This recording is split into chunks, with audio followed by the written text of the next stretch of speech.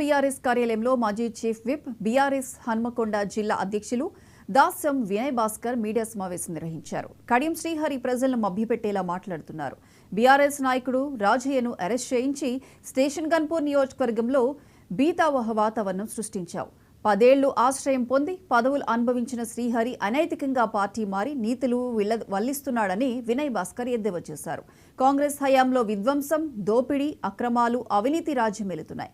కాంగ్రెస్ పతనం మొదలైందని దాస్యం విమర్శించారు. ప్రభుత్వ కార్యక్రమాల ద్వారా మహిళలను నిర్బంధంగా తీసుకొచ్చి సభ జరుపుకొని ఆ సభలో మేము ఉప ఎన్నికలకు రాలేదు, ఓట్ల కోసం రాలే అని చెప్పే ప్రసంగాన్ని చూస్తే అది ముమ్మాటికి వాళ్ళ మాటలలో కానీ వాళ్ళ చేతులలో కానీ వారి చేష్టలలో కూడా ఖచ్చితంగా ఉప ఎన్నికలు రాబోతున్నాయి.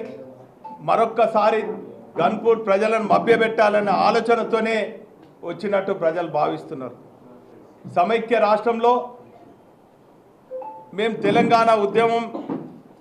తెలంగాణ రాష్ట్ర సాధన కోసం చేస్తున్న సమయంలో వరంగల్ జిల్లాకు ఆనాటి సమైక్య రాష్ట్ర ముఖ్యమంత్రి కీర్తిశేషులు వైఎస్ రాజశేఖర రెడ్డి గారు కానీ కిరణ్ కుమార్ రెడ్డి గారు వచ్చినటువంటి సందర్భాలలో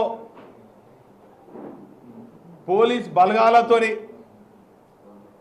ఏ తీరుగైతే గ్రామాలలో మోహరించి తెలంగాణ వాదులను అరెస్ట్ చేసినరో నిన్న కూడా అదే భయంకరమైనటువంటి వాతావరణం గన్పూర్ నియోజకవర్గం అన్ని పల్లెల్లో అదే ఉన్నది.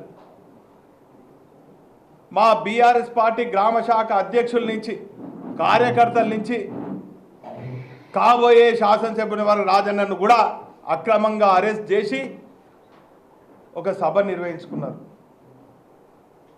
ఆ సభలో